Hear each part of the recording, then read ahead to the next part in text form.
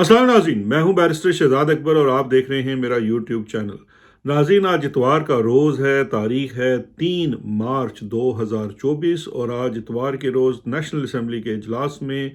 इंतखाब हुआ पाकिस्तान का अगला वज़ीर आज़म चुनने के लिए। और ये इंतखाब जो है शहबाज शरीफ साहब जीत गए या जितवा दिए गए, ये हर किसी का अपना अपना सच है। इस तरह से वो पाकिस्तान के 33वें वज़ीर आज़म बन गए और वज़ीर आज़म बनने के बाद उन्होंने बड़ी एक धुआंधार तकरीर की। पाकिस्तान तहरीक इंसाफ, जिसको कंपनी बहादुर के हुक्म के ऊपर सुन्नी तहरीक कहा जाता है, कोई टीवी चैनल उनको तहरीक इंसाफ अब कहने की इजाज़त नहीं रखता, उन्होंने भरपूर एहतजाज किया। और पिछले 2 रोज़ भी हमने देखा कि भरपूर एहतजाज हुआ और फिर कल के रोज़ भी काफ़ी एहतजाज सड़कों पे भी हुआ, अवामी एहतजाज हुआ। और ये हमारे पिछले हफ्ते की हुई मेहनत और काविश और इमरान खान की जो डायरेक्शंस आई उसके नतीजे में हुआ। लेकिन आज का जो वीलॉग है ये इसके ऊपर नहीं है। आज का वीलॉग ना ही पाकिस्तान तहरीक इंसाफ के एंगल से है, ना नून लीग के ख़िलाफ़ है, ना पीपल्स पार्टी के ख़िलाफ़ है, ना फ़ौज के ख़िलाफ़ है, ना ISI के ख़िलाफ़ है। आज का वीलॉग जो है ये एक सिंपल सी हकीकत बयान करने के लिए है कि आज 3 मार्च 2024 को जहां हम खड़े हैं, इसके अंदर पिछले 15-20 साल की जो तारीख़ है उसका निचोड़ शामिल है। क्योंकि वज़ीर आज़म शहबाज शरीफ की सूरत में आज जिस जगह पे हम खड़े हैं, आज पाकिस्तान जिन मुआशी, सियासी और मुआशरती हक़ाइक़ के साथ सांसें ले रहा है, अब वो आखिरी सांसें हैं या डूबती हुई सांसें हैं, हम ये तो तारीख़ फ़ैसला करेगी। और बहुत सारे लोगों के मुताबिक आज पाकिस्तान की तारीख़ का स्याह तरीन दिन भी है। और तो आज हम यहाँ कैसे पहुँचे और ये क्या है और इसको हम क्या देखते हैं, ये इसके ऊपर एक मेरा पॉइंट ऑफ व्यू है। इससे आप इत्तफ़ाक़ कर सकते हैं, इससे आप इख्तलाफ कर सकते हैं, इसको आप किसी के हक़ में समझ सकते हैं, किसी के ख़िलाफ़ समझ सकते हैं, इससे कोई फ़र्क नहीं पड़ता। जिसे कहते हैं कि तारीख़ के लिए बड़ा ज़रूरी है कि हमारा एक वर्जन इसमें चला जाए। और आज का जो वीलॉग है वो उस वर्जन के ऊपर मबनी है। आज बार बार इस कौमी असम्बली में पाकिस्तान मुस्लिम लीग नून के अरकान जो थे वो नारे लगा रहे थे शेर शेर शेर के। बात का आगाज़ यहाँ से करते हैं कि क्या आज शेर जीता है? तो हज़रत बात यह है कि आप ख़ुद जानते हैं कि आज शेर नहीं जीता, आज मालखोर जीता है। क्योंकि ये जो आज असम्बली में वज़ीर आज़म शहबाज शरीफ बना है, आप इसकी एक फैक्चुअल हकीकत जो कहते हैं ना उसको जान लीजिए कि शहबाज शरीफ पाकिस्तान मुस्लिम लीग नून इस वक्त पाकिस्तान की तीसरी अक्सरीती जमात है पार्लिमान के अंदर। उसका जब एक शख्स जो कि उसकी जमात का सरबराह भी नहीं है, सरबराह तो नवाज शरीफ है, वो वज़ीर आज़म बनता है, तो इसके पीछे फिर कौन होता है? क्या वो शेर होता है या मालखोर है? ये सवाल आप अपने आप से कीजिए। लेकिन आज जहां पाकिस्तान खड़ा है, इस पाकिस्तान का जो मॉडल है इसका आगाज़ मैं समझता हूं 2007 और 8 के बाद जब मुशर्रफ साहब की रवानगी हुई, तो उसके बाद एक नए हाइब्रिड रूल का आगाज़ हुआ और जो हमारी फ़ौज ने एक नया हाइब्रिड रूल बनाया। ये वो है, आप इसको फ़ौज का पोलिट ब्यूरो समझ लीजिए, फ़ौज का वो एक ब्रेन समझ लीजिए, या एज ए इंस्टीट्यूशन उनकी एक पॉलिसी समझ लीजिए कि वो इस नतीजे पर उनके पहुँचे या उनका ये ख्याल था। और मुंह को इतना खून लग चुका था, 3 डायरेक्ट रूल्स वो कर चुके थे अयूब के दौर में, फिर मुख्तसर ज़ियाया का था, उसको हम काउंट नहीं करते, ज़िया-उल-हक और फिर मुशर्रफ का दौर। अब वो ये समझती थी कि आज के हालात के अंदर रूल तो अभी भी उनका चलेगा, लेकिन वो फेस के ऊपर नहीं आएंगे। और मुशर्रफ की रवानगी के बाद उन्होंने तहिया कर लिया कि अब से हम एक हाइब्रिड रूल का आगाज़ करेंगे, जिसमें फ्रंट के ऊपर होंगे पाकिस्तान के सियासतदान और पीछे से बैठ के इस हुकूमत को चलाएगी फ़ौज। जो मुल्क में पॉलिसी चलेगी, चाहे वो फॉरेन पॉलिसी हो, इंटरनल सिक्योरिटी पॉलिसी हो, डोमेस्टिक पॉलिसी हो। और वक्त गुजरने के साथ देखा कि माशी पॉलिसी के ऊपर भी इक्लिप्स कर लिया फ़ौज ने। तो इस तमाम पॉलिसी का जो आगाज़ हुआ वो हाइब्रिड रूल था। और ये तय पाया कि बिल पर्दा जो है वो सबसे ज़्यादा जो ताकतवर शख्सियत होगी पाकिस्तान की, वो चीफ़ ऑफ आर्मी स्टाफ होगा, वो चीफ़ एग्जीक्यूटिव प्राइम मिनिस्टर नहीं होगा। आखिरी हुक्म उसका चलेगा, वज़ीर आज़म और चीफ़ जस्टिस ऑफ पाकिस्तान उसी के हुक्म के ताबे होंगे, और अगर वो नहीं होंगे तो उनको हम सीधा कर लेंगे। और फिर आगाज़ हुआ उन 10 सालों का, जिसमें पहली बारी आई भुट्टो या जिनको अब जरदारी कहते हैं, और उसके बाद अगले 5 सालों में बारी आई نواز شریف صاحب کی، یہ شریف کے کہہ لیجئے، یہ دونوں دور بڑے انٹرسٹنگ گزرے. سیاستدان، اچھا یہاں پہ دو چیزیں بڑی اہم ہیں. ان دو سیاستدانوں کا یا ان دو خاندانوں کا یا ان دو پارٹیوں کا انتخاب کیوں کیا گیا؟ کیونکہ سب سے پہلی بات تو یہ ہے کہ مارکیٹ کے اندر لیڈنگ پارٹیز جن کا عوام کے ساتھ کچھ تعلق تھا وہ یہی تھی. دوسری اس کی وجہ یہ تھی کہ اتنے ناقابل قبول بھی اس لیے نہیں تھے کہ دونوں کے اپنے کافی زیادہ انٹرنزک اندرونی مسائل تھے، جس کی وجہ سے وہ اتنی طاقت نہیں رکھتے تھے کہ وہ چیک میٹ کر سکیں اسٹیبلشمنٹ کو یا اس کے رول کو. اگر ہم کسی بھی اور چیز کو نکال دیں تو اقتدار کی جنگ میں بھی وہ فل اقتدار نہیں حاصل کر پائیں گے، کیونکہ اندر ان کے کچھ کمزوریاں موجود تھیں. انہی کمزوریوں کا فائدہ فوج نے اٹھانا تھا، اور اس معاونت کے لیے ان کو کمپلیٹ ISI کا ایک سمجھ لیجئے کہ ایک پورا سیکشن جو تھا وہ اسی کام کے اوپر متعین تھا. اور سر 2007-8 سے لے کر، پہلے بھی یہ کرتے رہے ہیں لیکن 7-8 سے لے کے ایک نئے طرح کی انہوں نے ایکسپرٹیز حاصل کی، اور اس ایکسپرٹیز کے اندر ان کی بھرپور معاونت ایک ادارے نے، جو سویلین سیٹ اپ میں بہت سارے اداروں نے کی، لیکن نیشنل اکاؤنٹیبلٹی کا رول بھی مت بھولیے گا، وہ بڑا امپورٹنٹ تھا. ان 10 سالوں میں سیاستدانوں نے بھی پوری طرح سے گیو اپ نہیں کیا. انہوں نے بارہا کوشش کی اور کچھ نہ کچھ سپیس گین کرنے کی کوشش کی، جس میں سے ایک بہت بڑی جو کاوش تھی وہ میں سمجھتا ہوں وہ 18ویں ترمیم کی صورت میں تھی، جس میں صوبائی خود مختاری، کیونکہ یہ اس وقت تک ہمارے سیاستدانوں کو بھی پتہ لگ چکا تھا، ان کو یہ بالکل باور تھا کہ یہ ہائیبرڈ رول ہے اور اس میں ہمیں کوئی اقتدار نہیں ملے گا. تو لہٰذا یہ میں سمجھتا ہوں زرداری کی سمجھ کہہ لیجئے، بوجھ کہہ لیجئے کہ اس نے 18ویں ترمیم کے لیے انسسٹ کیا، اور 18ویں ترمیم ہوئی اور صوبوں کو کافی حد تک مالی خود مختاری مل گئی، جس کے بعد کم از کم صوبے کی حد تک جو اختیار اور اقتدار ہے، چاہے اس سے وہ کرپشن کر کے اپنا پیٹ بھریں یا صوبے میں کام کریں نہ کریں، لیکن اس سے ان کے اقتدار کو اور اختیار کو طوالت صوبے کی حد تک ملی. اور انہوں نے وہ جو بڑا بیٹل گراؤنڈ تھا وفاق کا، وہاں سے ریٹریٹ کر کے وہ صوبے کے بیٹل گراؤنڈ میں چلے گئے، اور صوبے میں انہوں نے اپنے پیر جمانے شروع کر دیے. اور کیونکہ زرداری جو تھے وہ کافی فوکس تھے اس چیز کے اوپر، تو انہوں نے اپنے صوبے کے اندر تو اپنے پیر اس حد تک جما لیے کہ بڑا مشکل ہو گیا فوج کے لیے، کمپنی بہادر کے لیے، ISI کے لیے ان کو وہاں سے ہٹانا. نواز شریف کی جو گراؤنڈ ریالٹیز تھی وہ پنجاب کے اندر ڈیفرنٹ تھی. کافی زیادہ مضبوط تو رہے، لیکن وقت کے ساتھ ساتھ یہ بیٹل گراؤنڈ فوج کا اپنا بھی تھا، تو پنجاب میں ان کو چیک میٹ ہوتا رہا وقت گزرنے کے ساتھ ساتھ. یہ بات چلتی رہی، پیپلز پارٹی کا گزارا کچھ بہتر ہو گیا اس ہائیبرڈ رول میں، اور نواز شریف کا گزارا جو تھا، چونکہ نواز شریف وفاق میں بھی اقتدار اور اختیار لینے کے بڑے دائی تھے، اور چونکہ وہ ایک طرح سے اپنے آپ کو بڑا پاپولر لیڈر بھی سمجھتے تھے، اور وہ فوج کی ہی جو ہے نا ہوم گراؤنڈ سے ان کا تعلق تھا، پنجاب سے، تو لہٰذا وہ گاہے بگاہے اسٹیبلشمنٹ کے ساتھ اپنی مستیاں کرتے رہتے تھے. اور انہوں نے وہ مستیاں کی، ڈان لیگ کی صورت میں مستی آئی. فوج نے فیصلہ کیا کہ جی نواز شریف کو فارغ کرنا ہے، اور انہوں نے نواز شریف کو فارغ کیا. اس کی پارٹی کا رول تو چلنے دیا، لیکن اس کے بعد جو ماحول بنایا گیا وہ ایسا بنایا گیا کہ ان دو پارٹیز کو باہر کیا جائے. اور پھر اب آتے ہیں وہ بات جہاں پہ 2018 کے دور کا آغاز ہوا. عمران خان پاکستان کی سیاست کے اندر اپنے ایک یونیک سٹینڈ کے ساتھ شروع سے ایگزسٹ کر رہے تھے. 22-23 سال کی سٹرگل تھی پاور میں آنے سے پہلے، اور اس سٹرگل کے اوپر بہت ساری باتیں ہوئی ہیں جن پہ الزامات بھی لگتا ہے کہ جی اسٹیبلشمنٹ ان کے ساتھ تھی یا نہیں تھی. ہم اس بحث سے ہٹ کر یہ بات کرتے ہیں کہ 2018 میں عمران خان صاحب اپنی حکومت بنانے میں کامیاب ہوئے، اور اس میں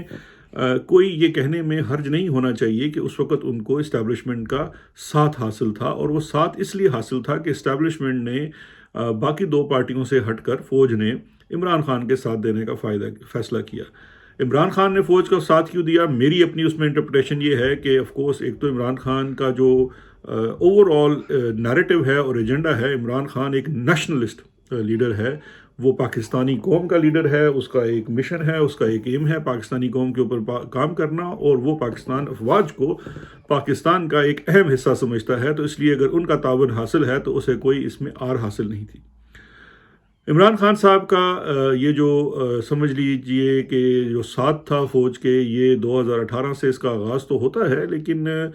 اقتدار کے اندر سانجھداری نہیں ہو سکتی. فوج تو یہ کہہ لیجئے جو باجوہ صاحب تھے وہ اس وقت سیاست میں عمران خان کو سپورٹ اس لیے کر رہے تھے کہ انہوں نے نواز شریف کو اور پیپلز پارٹی کو ہرانا تھا، دبانا تھا، اور ان کو دوبارہ سے سیدھا کرنا تھا، اور یا اس کو سرکس کی زبان میں سدھانا کہہ لیں. تو اس سدھانے کے لیے انہوں نے عمران خان اور پاکستان تحریک انصاف کا استعمال کیا، اور وہ استعمال ان کے جو سب سے بڑا جو نعرہ تھا عمران خان صاحب کا، اکاؤنٹیبلٹی کا، احتساب کا، اس سے کیا۔ پاکستان تحریک انصاف کے دور میں کچھ ایسے کیسز بنے جو میرٹ بیسڈ کیسز ایسے تھے جہاں سے پورا شریف خاندان کا سمجھ لیجئے کہ جو ان کی بنیاد تھی وہ ہل گئی۔ ان کیسز کے اندر جو شواہد تھے، جو چیزیں تھیں، وہ پورے خاندان کو ختم کرتی تھی ایک بڑے اسٹرانگ ایویڈنس بیس سسٹم کے اوپر۔ اس میں مجھے بھی یہ افسوس ہوتا ہے، افسوس اس لیے ہوتا ہے کہ جو ہم نے اپنی خدمت کر سکتے تھے، کام کر سکتے تھے، ہم نے کیا، لیکن افسوس اس بات کا ہوتا ہے کہ ہمارے کام کو جو باجوہ نے استعمال کیا شریفوں کو اور زرداری وغیرہ کو سیدھا کرنے کے لیے۔ آپ کو اگر یاد ہوگا، ہمارے کچھ لوگ اس سے اختلاف کریں گے، کچھ لوگ اس کے ساتھ بات کریں گے، لیکن حقیقت یہی ہے کہ اگر آپ فیک اکاؤنٹ کے کیسز کو دیکھیے تو ان کے اوپر بہت محنت ہوئی اور اس کے اندر ایویڈنس کی کتابیں بھری ہوئی ہیں۔ پھر اس کے بعد جو ٹی ٹی مافیا کا کیس بنا اور ایف آئی اے والی جو کرپشن، جو شوگر والا کیس بنا شہباز شریف فیملی کے اوپر، ان کی شوگر ملوں کو لے کر، یہ تمام وہ کیسز تھے جن کے اندر بے شمار شواہد شامل تھے، اور ان کیسز کو ایک دفعہ پوری طریقے سے بننے دیا گیا۔ بننے کے بعد ان کیسز کو استعمال کیا گیا باجوہ کی گینگ کی جانب سے شریفوں کو سیدھا کرنے کے لیے۔ نواز شریف جو سمجھتے تھے، آلدو تو ان کو بڑا شکوہ تھا کہ جب وہ فوج کے خلاف نکلے اور انہوں نے بات کرنے کی کوشش کی تو عوام نے ان کا ساتھ نہیں دیا، اور عوام نے ان کا ساتھ اس لیے نہیں دیا کیونکہ عوام جو تھی وہ ان کے ساتھ کھڑی نہیں تھی، کیونکہ ان کے نیریٹو کو ان کی ذاتی جنگ سمجھتی تھی، کوئی اصولی جنگ نہیں سمجھتی تھی۔ اور یہی مین بنیادی وجہ ہے عمران خان اور نواز شریف کے بیچ میں ڈفرنس کی، کہ ان دونوں کو کیا چیزیں ایک دوسرے سے الگ کرتی ہیں۔ کیونکہ جب عمران خان نعرہ لگاتا ہے فوج کے خلاف یا کھڑا ہوتا ہے تو اس کے اپنے میرٹس ہیں، نواز شریف کے میرٹس کو عوام نے ایکسیپٹ نہیں کیا، اور یہی وجہ بنی کہ نواز شریف صاحب کو جب ان کی بنیاد کو ہلایا گیا اور ان کے جو کرپشن کیسز تھے، چاہے وہ چودھری شوگر مل کے کیسز تھے یا شہباز شریف کے اپنے خاندان کے ٹی ٹی کے اوپر بنی ہوئی عمارت تھی، جب اس کو ہلایا گیا تو شہباز شریف صاحب دم ہلاتے ہوئے گئے اور انہوں نے اپنے خاندان کو یکجا کیا اور کہا کہ اس مصیبت میں سے نکلنے کی واحد جو حل ہے وہ تابعداری میں ہے، اور اس طرح سے پھر نواز شریف صاحب بھی تابعداری میں آئے۔ آلدو نواز شریف کی آخری دم تک کوشش رہتی ہے اور ہوتی ہے کہ کسی طریقے سے وہ اختیار جو ہے وہ دوبارہ سے حاصل کر سکے۔ اب اس سارے گیم کے اندر شہباز شریف تو یہ منوانے میں ثابت ہو گئے، اور باجوہ صاحب جو تھے وہ امریکہ سے لے کر ہماری سیاسی جماعتیں، چاہے اس میں زرداری ہیں یا شریفس ہیں، ان کو یہ سمجھانے میں کامیاب ہو گئے کہ اگر ہم نے اپنا ہاتھ آپ لوگوں کے سر سے کھینچ لیا تو پھر اس ملک میں صرف عمران خان ہوگا، جو کہ عوام میں بھی پاپولر ہے اور وہ صحیح معنوں میں احتساب کرنا چاہتا ہے، اور جب بھی احتساب ہوگا تو آپ میں سے کوئی نہیں بچے گا۔ یہ وہ چیز ہے جس کو اس نے استعمال کیا، اور دوبارہ سے جو یہ دو جو دیگر جماعتیں تھیں، اب ان کو میں بڑی جماعتیں نہیں کہتا کیونکہ پاکستان میں اب بڑی جماعت صرف پاکستان تحریک انصاف رہ گئی ہے، ان دو دیگر جماعتوں کو جو پیپلز پارٹی اور نون لیگ ہے، ان کو انہوں نے عمران خان سے ڈرا کر اور اس کے وہ احتساب کا عزم جس میں اس نے واقعی احتساب کرنا ہے، ان کو لائن حاضر کیا۔ یہاں میں بھول نہ جاؤں کہ نواز شریف صاحب کے ساتھ ساتھ، زرداری کے ساتھ ساتھ، ہمارے باجوہ صاحب نے میڈیا کو بھی سیدھا کیا۔ وہ اس طرح سے سیدھا کیا کہ میڈیا میں انہوں نے نیب کے ہاتھوں شکیل الرحمان کی گرفتاری اور سارا چیز، اور پھر جس طرح سے انہوں نے یہ جو لیکس تھی آپ کی جو یہ کیس تھا سارا، جو سائفر والا معاملہ تھا جس میں بات کھل کر آ گئی ہے کہ وہاں پہ بھی امریکنز کو یہ باور کروایا، یہ کریکٹر تھا جنرل باجوہ کا، کہ سازش ساری خود گڑی اور باور امریکہ کو کرایا کہ عمران خان تمہارے بہت مخالف ہے۔ اسی طرح سے میر شکیل الرحمان کو اریسٹ خود کروایا، کیونکہ اگر آپ میں سے کوئی بھی یہ سمجھتا ہے کہ نیب عمران خان کے کہنے پہ کسی کو گرفتار یا چھوڑ سکتی ہے تو وہ کسی احمقوں کی جنت میں رہتا ہے۔ نیشنل اکاؤنٹیبلٹی بیورو، جس کے ساتھ میرا ساتھ تقریباً 20 سال کا رہا، پہلے وہاں کام بھی کیا، بعد میں ان کے کیسز کیے، پھر میں ان کا مشیر بھی بنا، مجھ سے زیادہ شاید اس ملک میں احتساب کے ادارے کو کوئی جانتا ہوگا، اور ایک اول دن سے لے کر آج تک نیشنل اکاؤنٹیبلٹی بیورو جو ہے وہ ISI چلاتی ہے، اور ISI کا میکسیمم ایک کرنل یا میجر جو ہوتا ہے وہ اس کو رن کرتا ہے۔ وہ کسی وزیر، مشیر یا وزیر اعظم یا صدر کی بات بھی نہیں مانتے، لیکن اس ادارے کی بات مانتے ہیں، کیونکہ اس ادارے میں جو سربراہ ہوتا ہے وہ ان کے بغیر چل نہیں سکتا، اور اگر کوئی چلنے کا سوچتا ہے تو اس کا حال پھر وہی ایک سول سرونٹ کی طرح ہوتا ہے جو کچھ عرصہ پہلے سربراہ بنے تھے اور انہوں نے اپنی عزت بچاتے ہوئے استعفیٰ دے کر وہ باہر واپس آ گئے تھے۔ تو یہ صورتحال ہے۔ تو اس میں نیب نے ان کا بھرپور ساتھ دیا، تو نیب نے پھر میر شکیل الرحمان کو بھی گرفتار کیا اور اس کا سارا الزام عمران خان کے اوپر لگایا، جس سے جو لوگ بیٹھے ہوئے تھے ہمارے ملک میں آزاد میڈیا کی تلاش میں یا آزاد میڈیا رکھنا چاہتے تھے، انہیں بھی جو ہے وہ ایک طرح سے ڈرا دیا گیا اور لائن حاضر کر، یعنی کہ وہ کہتے ہیں سٹک اور کیرٹ دونوں کا امتزاج بنا کر انہیں بھی اپنے ساتھ میں لا لیا گیا، اور اس طرح سے ہماری جو فوج ہے اس نے اپنا ہائبرڈ رول دوبارہ سے بحال کر لیا 2022 میں عمران خان کو گرا کر۔ یہاں سے ایک نئے دور کا آغاز ہوتا ہے جہاں عمران خان تو فیصلہ کرتا ہے اپنی اسٹرگل کا عوام کی سپورٹ کی اسٹرینتھ کے اوپر، he calls out the military, ان کی جو انٹرونشن ہے، ان کی جو اختیار کی جنگ ہے اور اس کی جو لیڈرشپس ہے، جو بات تو لیڈرشپ کی ہے، جو 7.25 لاکھ کی فوج ہے اس کے اندر تو آج بھی یہ حال ہے کہ فوجی جو سارے ہیں وہ تہ دل سے عمران خان کے ساتھ ہیں، کیونکہ وہ پہلے اور آخر سب سے وہ پاکستانی شہری ہیں، پاکستان کی ترقی اور تنزلی دونوں کے اندر ان کے سٹیکس شامل ہیں۔ یہ کہ میں عام فوجی کی بات کر رہا ہوں، وہ عام فوجی سپاہی بھی ہو سکتا ہے، وہ جنرل بھی ہو سکتا ہے، میں اس کرپٹ آدمی کی بات نہیں کر رہا جو صرف جب وہ اقتدار میں یا اختیار میں آتا ہے اور خاص کر سیاسی وابستگیوں کے ساتھ اختیار میں آتا ہے تو وہ پھر اپنا مال و متاع بناتا ہے، باہر رکھ لیتا ہے، اس کا سٹیک پاکستان سے ختم ہو جاتا ہے۔ لیکن باقی لوگ تو عمران خان کے اس نظریے کے ساتھ کھڑے ہیں جو اس نظام میں سے نکلنا چاہتے ہیں۔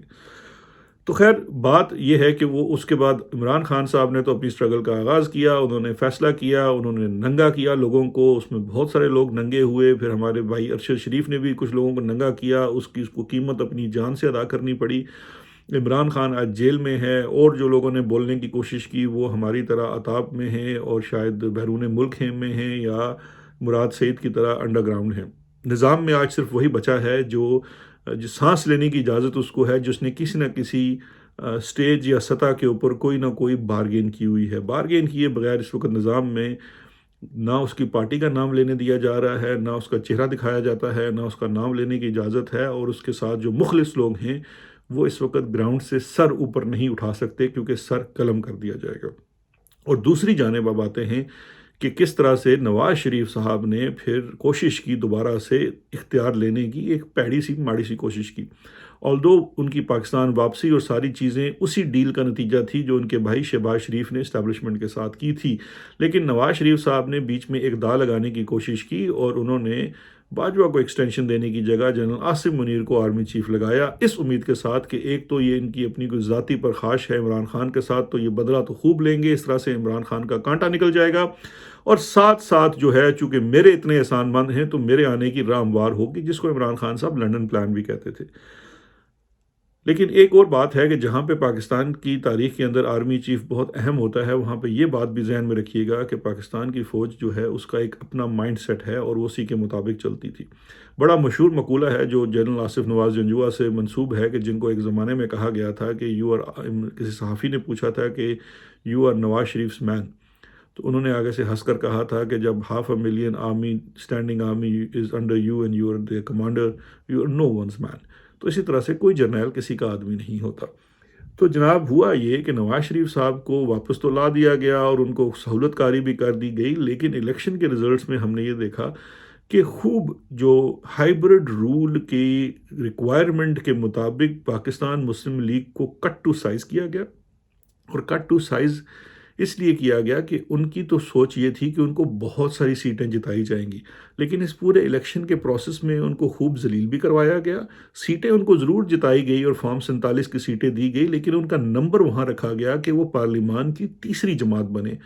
دوسری بھی نہ ہو، تاکہ ان کے ذہن میں کہیں سے یہ بات نہ آ جائے کہ شاید وہ اپنے آپ کو بڑا ترم خان سمجھتے تھے۔ تو اس لیے وہ پاکستان مسلم لیگ نون جس نے انتخاب سے 2 اور 3 روز قبل پاکستان کے تمام نیوز اخبار خرید کر اس کے فرنٹ پیج کے اوپر صرف وزیر اعظم نواز شریف کی سرخیاں لگوائی، وہ نواز شریف صاحب آج اپنی دونوں ٹانگوں میں بٹھا کر بیٹھے ہوئے ہیں اور اپنے بھائی شہباز شریف جو کہ اسٹیبلشمنٹ کی چوائس ہے ان کی وزارت عظمیٰ کی تقریر سن رہے ہیں۔ تو یہ حقیقت ہے پاکستان کے ہائبرڈ رول کی۔ اب اس ہائبرڈ رول کا ایجنٹ چاہے وہ انوار کاکڑ ہو، بلوچستان میں سرفراز بگٹی ہو، پنجاب میں مریم نواز ہو، یا سندھ کے اندر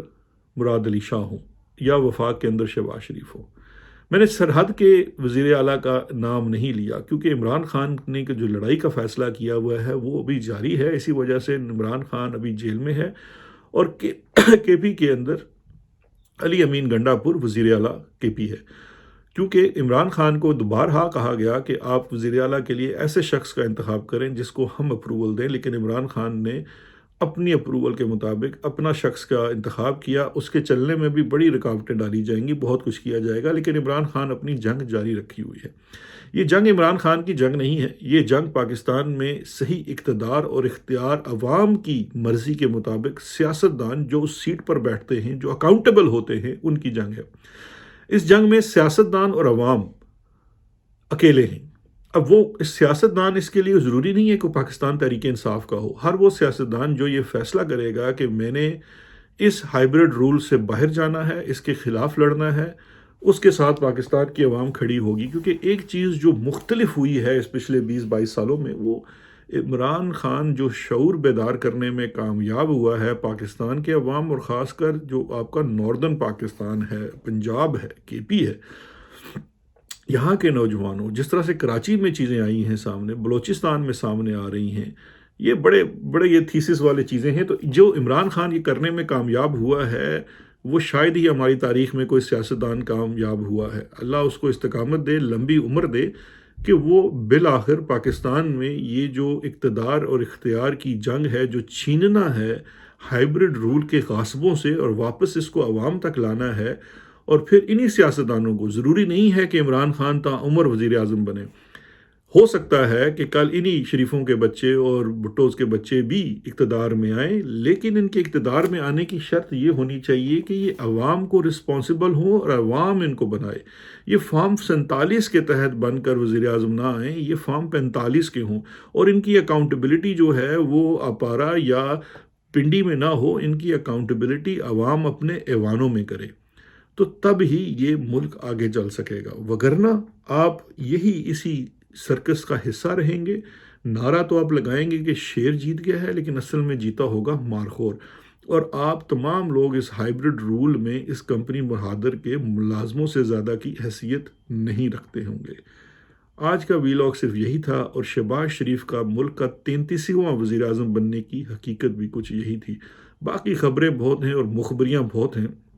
اس کا سلسلہ ہم کل سے شروع کریں گے۔ بڑی انٹرسٹنگ خبریں ہیں، لیکن وہ آج میں نے اس لیے روک لی کہ آج سوائے اس بات کے اور کوئی بات کرنے کا دل نہیں کر رہا تھا۔ اپنا بہت خیال رکھیے گا، پریشان نہ ہوئیے گا۔ عمران خان کی شمع جب تک جل رہی ہے، پاکستان کی سیاست میں عوام کی واپسی کی راہیں کھلی ہوئی ہیں۔ اپنا بہت خیال رکھیے گا، شکریہ اور خدا حافظ۔